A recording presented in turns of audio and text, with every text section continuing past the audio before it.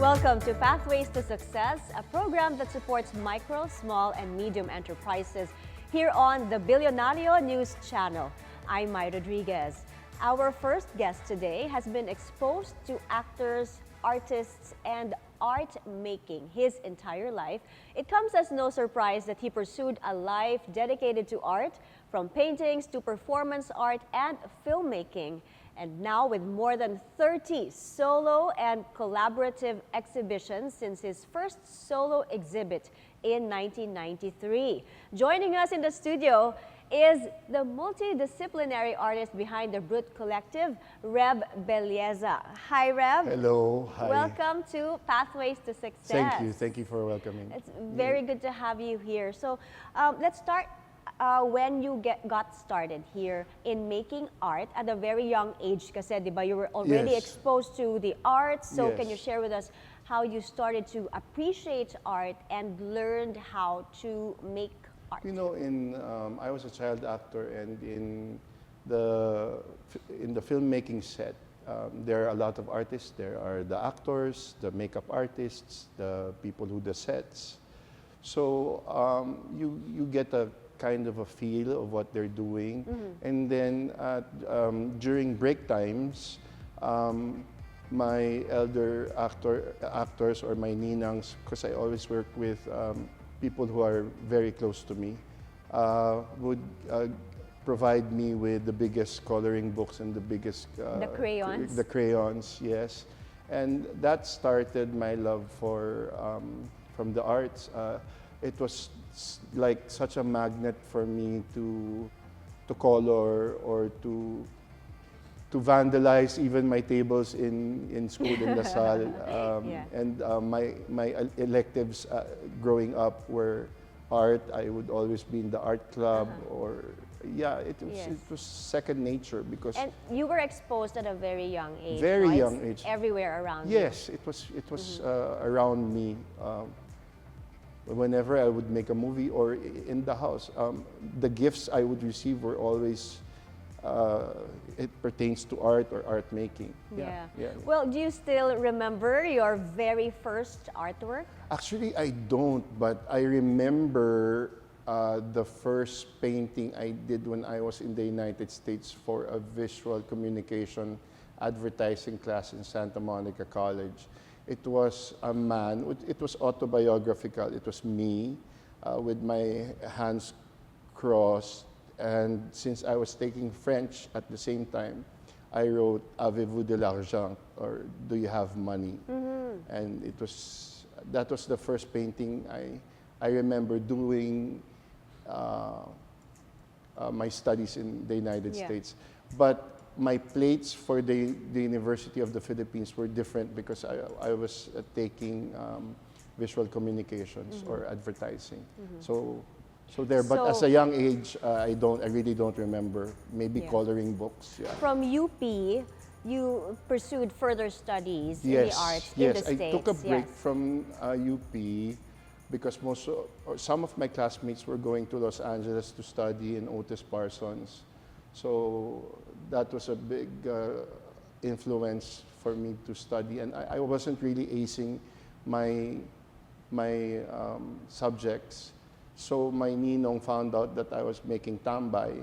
My ninong FPJ. Your ninong, the legend himself in Philippine show business. I presented the idea, and he said, "Go." So I didn't want to enroll at a very expensive college. So I enrolled in a city college, which was Santa Monica College, walking distance from where I lived in Kansas Avenue in Santa Monica in Los Angeles. And then there were summers that I cross-enrolled at UCLA, taking up art history. You see, in the United States, the teachers that I had in Santa Monica College were the teachers in UCLA also. That was kind of mind-opening that you could get subjects at a lower price rather than go to a UC school and pay a lot of money. How different was your learnings in UP to what you were exposed to in the States, like in Santa Monica College, Yes. UCLA. Yes. How did it open your perspective or alter your perspective? I had a lot of friends or barcadas in UP, and there was a sense of community, and we had a tambayan called Aling Babes Tambayan. And a lot of my peers or classmates or schoolmates, I'd like to mention Romeo Lee, would help me with my plates. But in the United States, I was alone. There was much more independence, I think. I did not rely on other people to do my work. Not all my work naman that I relied on other people to do to make my. But this is more you. Yeah, but in the States it was more like I would walk to school, sleep in the grass fields. It kind of opened up a hippie kind of lifestyle for me because I was exposed to that while growing up. I'm a dual citizen. I'm a Phil-Am. So growing up, every springtime, we would be in the United States. So there was no culture shock. Okay. So yeah. Well, when did you start to seriously draw? Well, at school. In school. In What age was that? Well, I was 17, 18, 19, 20, academically trained, perspective, color theory. You see, I shifted from advertising to go to studio arts after my stay in the United States because I wanted more freedom to paint. Because in visual communications, you're set to do what the teacher wants you to do, like draw something about power because we're going to use it in advertising. So when I was thinking about what career path I would take, I didn't want to be dictated on. I didn't want anybody telling me what to do. I wanted freedom. So freedom of choice of what works I can do. Reb, tell us about your first solo exhibit. What was it like? And take us back to that experience. Okay, there was a play at the Music Museum that we were producing with Arnold Vigafria, M. Butterfly. And since I was close to the actors and the theater group, we decided that why not have a show since you're back here, why not have a first show? So it was at the Music Museum. And there were a lot of things tackled there. Actually, my ninong was the first person. He waited for me to arrive. He was the first person at Music Museum. But my biggest break actually was after that because the Thomas Jefferson Cultural Center called and they were very interested in my works. So your biggest break was your second second show, my yeah. second exhibition. Although there were a lot of people who had a reaction to my drawings or my paintings. And then the Thomas Jefferson Cultural Show came along, and then that sort of sealed the deal for me. Yeah. And that was when it was like, okay, I'm going to do this. Where do you get your inspiration? I'm sure you've been asked this many times. Yes. But for the context of your artwork, where does it come from? My artworks are like a diary, or if you see editorials in the newspapers, I would try to make paintings that have a message, because I think that art is a weapon for change, and I'm involved with a lot of other things, and goes vis-a-vis with what I do with my works. My works most of the time have a message. Yes. It's the time. Because I also was a writer for a broadsheet Today, the newspaper owned by Teddy Boy Locsin. I also was a journalist.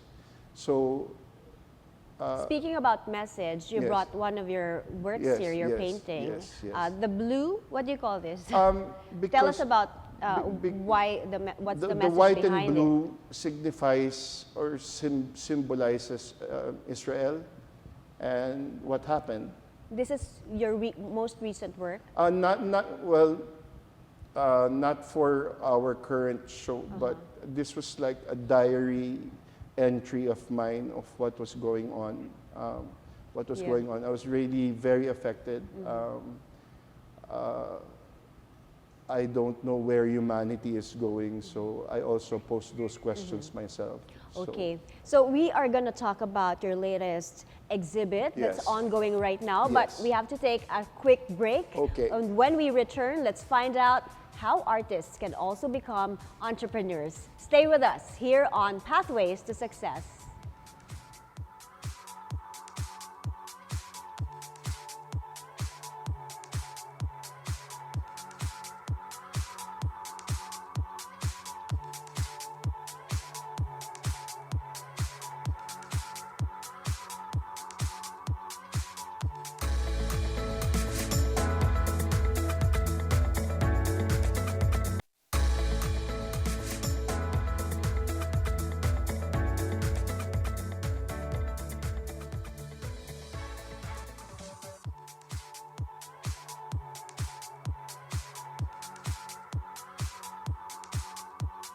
Welcome back to Pathways to Success. Still with us is Reb Belleza, and we are now joined by one of the featured artists in the Brut Collective, Ron Lopez Davis. So, hi Ron. Hello. Let's talk about your latest group exhibit. Yes. What is the story behind the Brut Collective? Okay, the Brut Collective was actually the brainchild of Reb here, and he approached me and David Kaufman and Sandino to see if we wanted to do a group show, and we said, yeah, of course. So the whole thing about the group itself is that we decided that, okay, let's go. We're going to come together as a group, have a show, present ourselves as who we are now, in the evolution of our art, and then just introduce ourselves again now.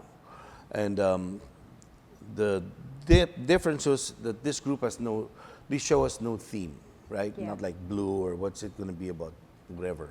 So the only time we saw our work was right when we were loading into the show. When you brought it all when together. we brought it all to the gallery. Yeah. And then we were all just so surprised. And then at that point, it just kind of gelled. It gelled together. Okay, earlier we were talking about Reb's story as an artist. What about you? What was your artistic journey like? Well, you know, when I was younger, I used to be I probably still am quite hyperactive sometimes. And so my mother decided when I was young, after school in La Salle, I would go to have art classes with a friend of hers who was an art teacher. And then she would teach me how to different forms of printing and drawing and watercolor and all of those. And that's how I was introduced. And then eventually I went to culinary school, and then I also work with food. You're right? a So chef I'm a slash chef. artist. Yeah, Okay. and so now this is just a different format how I Let's represent talk about myself. art as a business Yeah. or artpreneurship. So how can an artist who is focused on his work also build a successful livelihood around his passion? That's difficult. Just like anything else, it's difficult to make it a successful livelihood thing. And like I said, I do my work in the culinary field, but also I have to express myself another way. It's something that I can't control. But to do that, there's so many tools now that you can use. There's Facebook and Instagram. You need to join a community, and you have to also be willing to be open to criticism. Yeah. And also, it's Being a very an artist is being vulnerable. yeah, it's at very the same vulnerable time, state, yeah. you know, because you're allowing people to see what you feel and what you think and how you think. And so, that being said, The only thing you can do is make sure that you present yourself honestly, Yeah. and then and not try to follow what you think the market is how it's being driven or anything. So, You have Reb, to present yourself as an individual. Yeah, I'd like to ask Reb about putting yourself out there, being vulnerable. Yes. How was it like for you? What was what was the challenge like? Oh, the first few exhibitions, I was very blessed to have good shows, like if it were sold out, like stuff like that. But when you put your heart on your sleeve, and I can't, I really can't. I'm having a brain fog moment here because I remember all the rejections Yeah. and the criticisms and people telling me what I have to do or can do, all these things. And then I just decided, no, I'm going to paint what I feel authentically. Yeah. And what I want to present out there is not driven by what the audience wants or what they want to see. It's what I want to show them. But being a child star, you were Yes. exposed to show business. Yes. What was the culture like in show business, and how different is it from the art scene? And how are the critics? Are they more brutal in the art scene?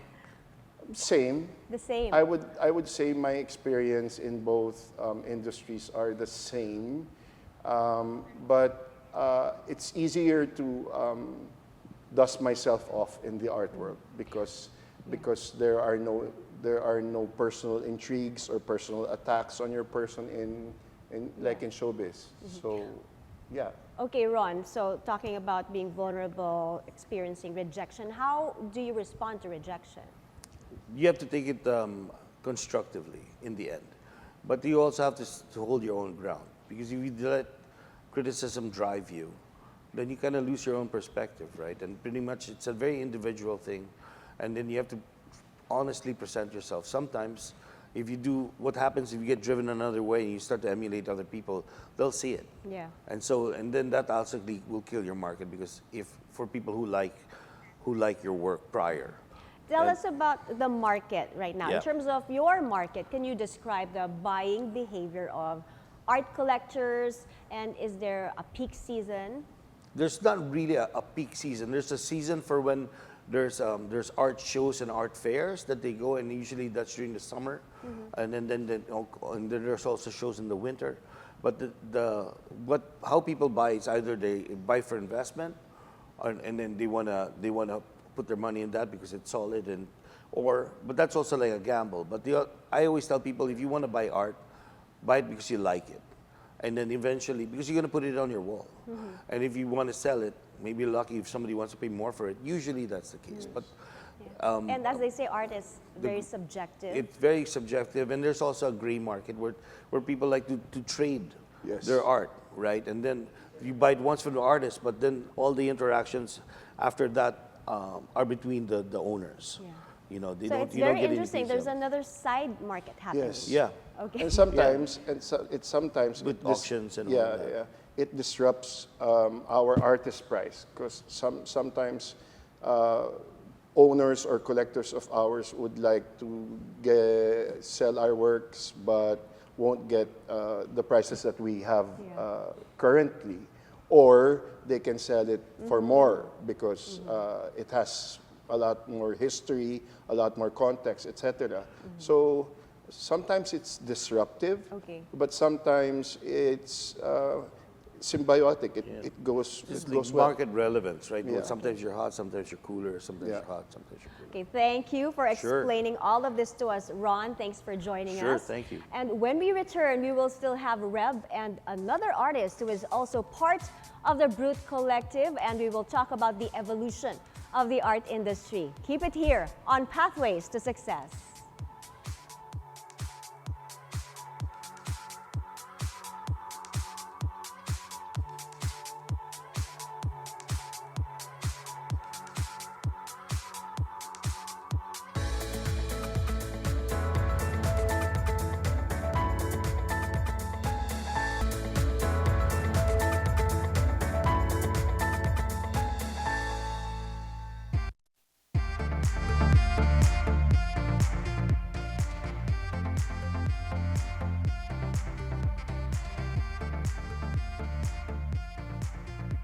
Welcome back to the show. Still with me is Reb Belleza, and joining him is the youngest featured artist in the Brut Collective exhibit, a versatile artist whose work is constructed from repurposed objects. Welcome, Sandino Martin. Thank you. Thank you for having us. Okay, so my first question, most of your artwork is a reflection of the past with a perception of reality. Can you explain this to us? My experiences are found objects. I consider them as found objects. That's why you repurpose them. Yeah. Okay. And I always go to my past to address those moments where I feel like there's no clarity in those memories or dreams. I always go back to my dreams and my memories as a kid.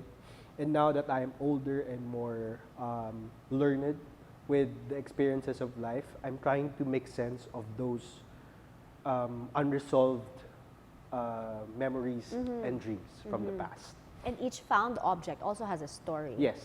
Okay, so you made use of recycled materials for your works in the Brut Collective exhibit. How do you choose the materials for your artwork? Depends. The sensation of the object sometimes, or if I look at the object and I will see some images in it. You know, art is really a journey, and for me, picking up found materials is also a journey. There's art in it too. And you also do sculptures. Okay, so art is a form of expression, Yes. of course. What do you think is your responsibility as an artist to your audience? I think my responsibility as an artist to the audience is being honest. And finding the story that you really like and you really want to say. That's it. Well, what advice can you give to our young artists who want to be in the same place as you are now today? I'm still finding my place in the art world, to be honest. I'm just really lucky to be part of this group. But one thing I can offer is that as a young person with a different perspective in art, I mean, there's a place in me here. Yeah, Reb, you were telling me earlier off cam Yes. about the interest of the Gen Z in Yes. art today. Yes, Tell yes. us more about that. I think particularly they do their due diligence in research. They want to get to know the artist. Actually, now I think more they want to meet the artist, talk to them before they probably collect or purchase art. I think they want to have a personal relationship with the artist, maybe because they collect them again. I see a pattern where my collectors would purchase art again because they want the narrative to continue. So the younger ones, I think want that experience for themselves. And Sandino, you were telling me the growth, the interest these days is more organic. Yes. I mean, if you go to the gallery every Saturdays, there's a lot of young people going around the gallery and asking questions with the art and the artist. I mean, I think they also wanted to know where the images come from, what we want to say, and as the saying goes, the artwork is finished by the viewer. Yes. Yeah, okay, so invite everyone to your show. I know you're there to interact more Yes. with those who are interested. Yes, this August 3 at J Studio in La Fuerza from 1:30 p.m. to 6 p.m. There's an artist walkthrough. They can meet us, speak to us like they did last Saturday. And our show is extended till August 8th. And please come. It's an experience, and we hope that you come out of the experience smiling after you leave the gallery.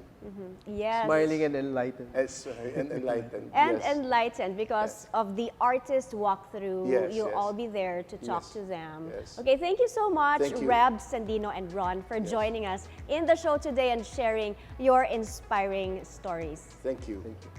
And that's our episode for today on Pathways to Success. To our passionate entrepreneurs, remember that the more you learn, the more you earn. I'm Mai Rodriguez. Keep it here on the Bilyonaryo News Channel, always on top.